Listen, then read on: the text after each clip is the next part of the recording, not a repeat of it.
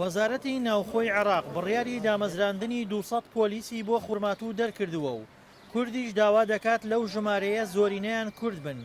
بەو پێی لە کۆی 526 پۆلیسی شارەکە کەمتر لە 20% کوردن و ئەوانی تر عەرەب و تورکمانن. 556 پۆلیس هەن لەسەر بەڕێوەبەراتی پۆلیسی خوڕماتوو ڕێژەی کوردەکە زۆر کەمترە لە ڕێژەی نەتەوەکانی تورکمان و عەرەب، بۆیە داوامان کرد ڕێژەی کورد لەگەڵ ڕێژەی پێکاتەکانی تر بە یەکسان دابشکێەوە لەم 200 کەسەیە ڕێژەکەی کورد زیاتری تیابخەن بۆ ئەوەی بتوانن هەماهەنگی و یەکسانی دروست بێت لەسەر سەرجەم پێکاتەکان. لە ئێستادا جگە لە پێشمەرگە و حەشدی شعبی کە لە خوڕماتوو بوونیان هەیە، هەریەک لە پۆلیسی ئیتیحادی و ئاسایشی کوردی ئەمنیەتی قەزاکە بەڕێوە دەبن و کوردیش دەیەوێت پشتی خۆی لە نێو پۆلیسدا زیاد بکات. حسب توجیهات بەپێی ڕێنمایی وەزارەتی ناوخۆی عێراق دامەزراندنی پۆلیس لەسەر بنەمای باڵانسی نەتەوەی دەبێت. ئێمە ڕێککەوتوین لەگەڵ شەلار عەبدول قایمقامی خوڕماتوودا کە 5 دەوریەی پۆلیس لە ڕێگەی خوڕماتوو کەرکووک و 10 دەوریە پێشمەرگە بۆ پاراستنی فەرمانبەران و هاوڵاتیان کە دەچن بۆ کەرکووک.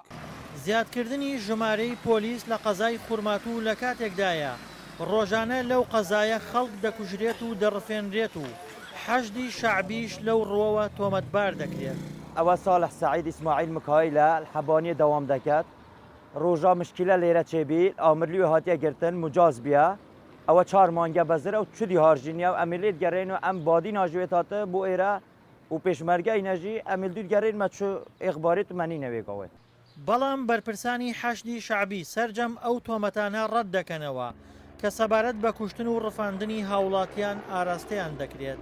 هذه الاتهامات ليست جديدة على حشد الشعبي. ئەو تۆمەتانەی ئاراستەی حەشدی شعبی دەکرێن تازە نین. پێشمەرگە تۆمەتبار کرا لە سنجار و ناوچەکانی تر لە دەوروبەری کەرکووک. حەشدی شعبی حەشدی پیرۆزە، میلیشیا و حزبیتیانە. حەشدی شعبی لەسەر فتوای مەرجعی پێکێنراوە. ئەو تۆمەتانەی ئاراستەی دەکرێن تۆمەتی داعشین. ئەوانەی حەشدی شعبی پیرۆز تۆمەتبارەکەن واتە مەرجعیەتیان تۆمەتبار کردووە.